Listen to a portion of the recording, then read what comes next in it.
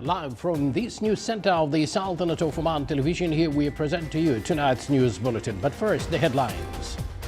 His Majesty Sultan Haytham bin Tariq sends a cabal of condolences to Her Majesty the Queen of Britain on the death of her husband, His Royal Highness Prince Philip, the Duke of Edinburgh. His Majesty the Sultan receives a written message from the Prime Minister of Sri Lanka, handed over to His Highness Sayyid Asad bin Tariq Al Said. And the European Union says Iran nuclear deal participants to continue talks next week.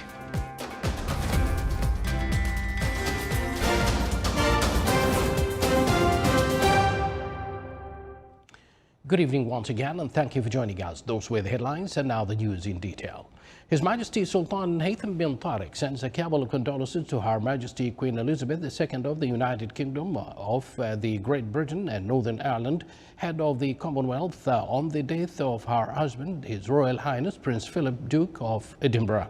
In the cabal, His Majesty the Sultan expressed his sincere condolences to Her Majesty the Queen, her family, and to the friendly British people. His Majesty Sultan Haytham bin Tariq received a written message from His Excellency Mahinda Rajapaksa, Prime Minister of the Democratic Socialist Republic of Sri Lanka. The message was handed over to His Highness Sayyid Asad bin Tariq Al Said, Deputy Prime Minister for International Relations and Cooperation Affairs and Special Representative of His Majesty the Sultan. When His Highness received in his office His Excellency Ajit Nivard Cabral, State Minister of Finance, Capital Markets and State Enterprises Reform of Sri Lanka.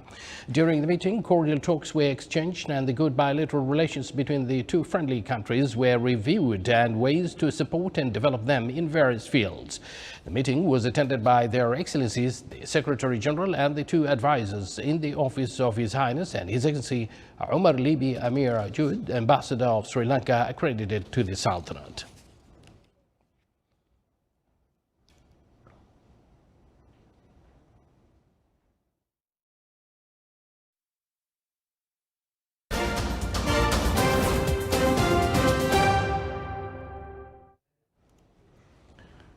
Buckingham Palace said Prince Philip, the irascible and tough-minded husband of Queen Elizabeth II, has died. He was 99. He spent more than 7 decades supporting his wife in a role that both defined and constructed his life. His life spanned nearly a century of European history, starting with his birth as a member of the Greek royal family and ending as Britain's longest-serving consort during a turbulent reign in which the thousands-year-old monarchy was forced to reinvent itself for the 21st century. He was known for his occasionally open remarks and for gamely fulfilling more than 20,000 royal engagements to boost British interest at home and abroad. The College of Arms said Prince Philip will not have a state funeral nor lie in state for the public to pay their respects ahead of the funeral, with arrangements revised to meet COVID restrictions.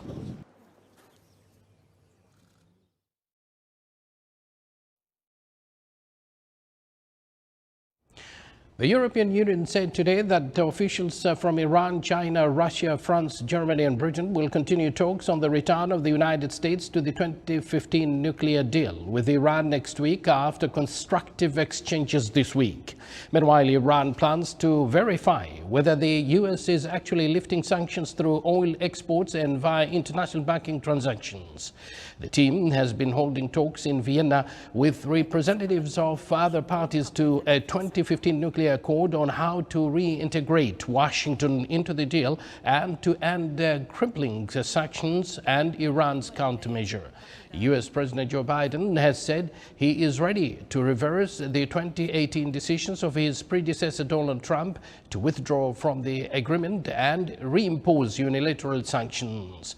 Trump blacklisted dozens of Iranian entities in addition to blocking Iran's oil exports and virtually all banking ties sanctions that had been lifted in 2016 under the accord curbing its nuclear program.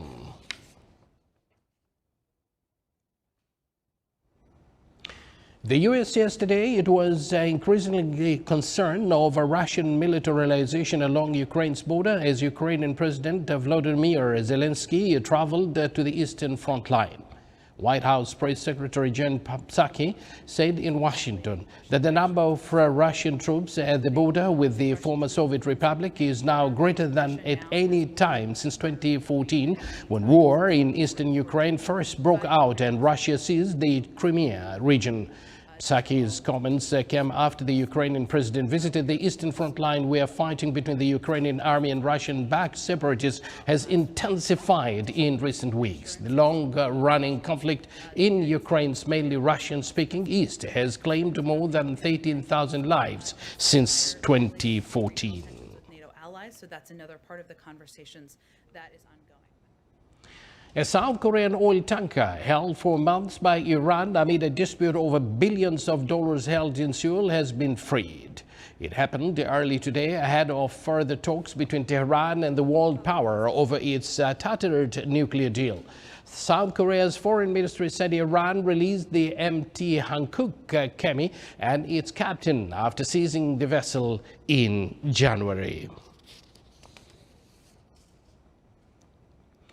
The Biden administration told Congress on Wednesday it plans to restart aid to the Palestinians, including $150 million through the United Nations Relief Agency, UNRWA, $75 million for economic support, and $10 million for development assistance.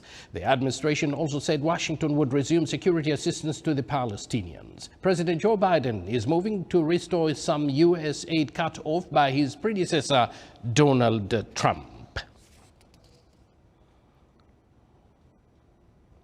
On coronavirus, the novel coronavirus has killed more than 2.9 million people since the outbreak emerged in China in December 2019.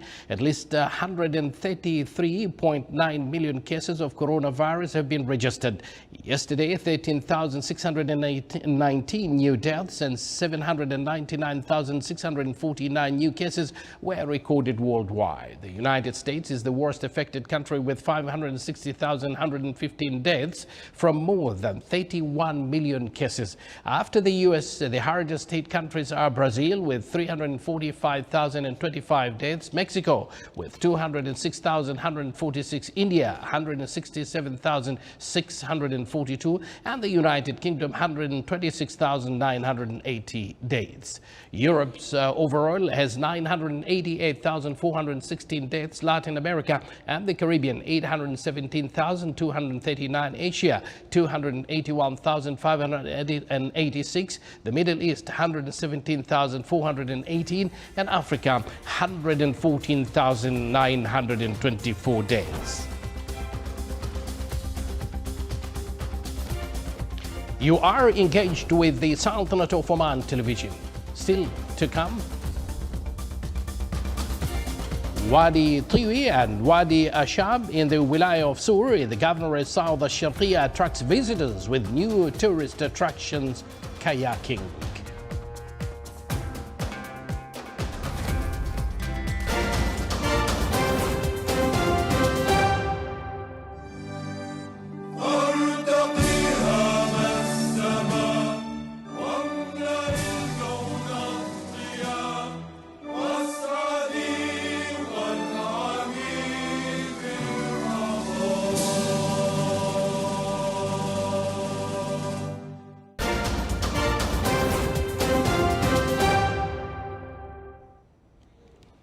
Once again, welcome back to the news from the Sultanate of Oman television.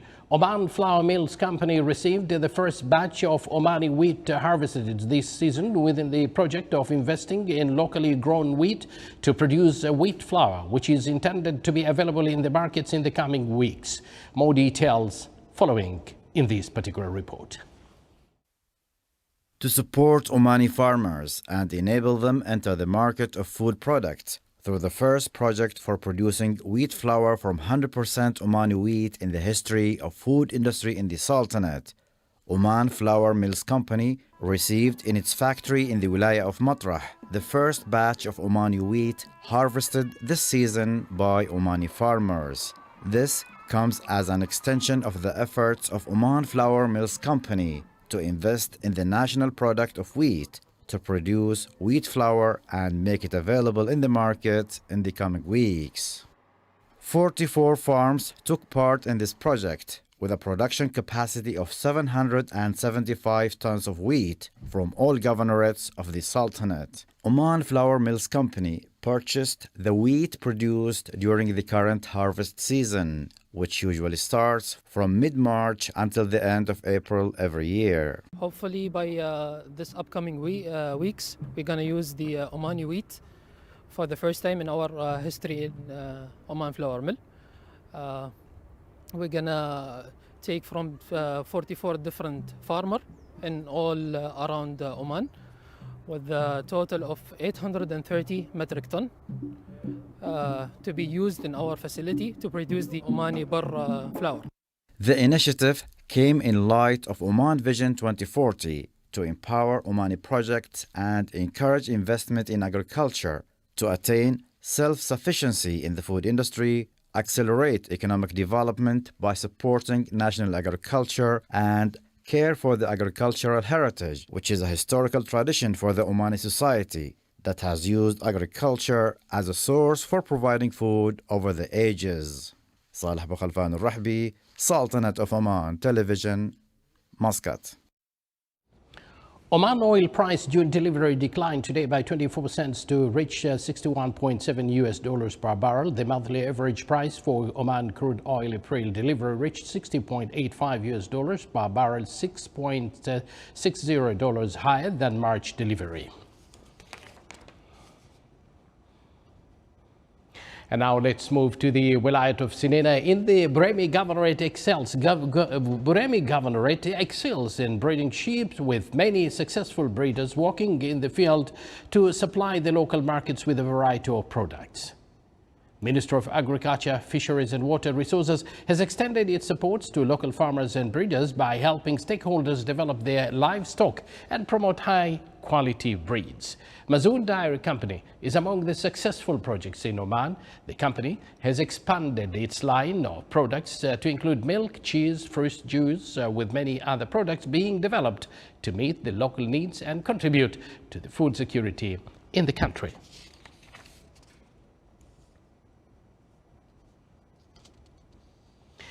And now to Wadi Tiwi. Passionate Omani youth in Wadi Tiwi and Wadi Shab in the Wilayah of Sura in the Governorate of South Sharqiya rendered a kayaking projects to allow visitors enjoy a smooth sailing in the water canals in both wadis. The following reports sheds light on this amazing project. Let's have a look at it.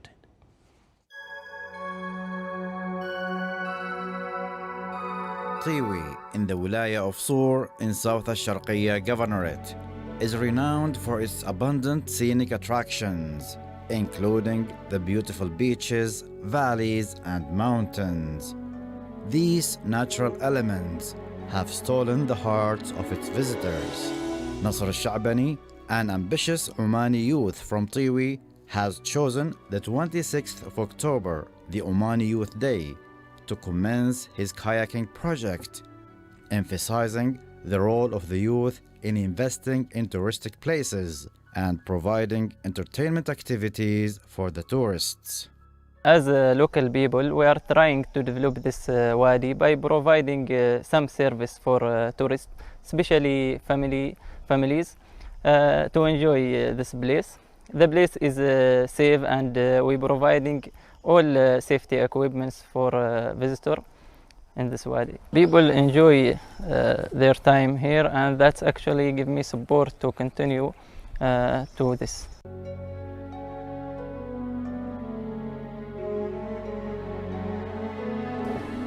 Paddling the kayak amidst the scenic views of Wadi Shab is certainly a remarkable experience to enjoy the glamour of the place.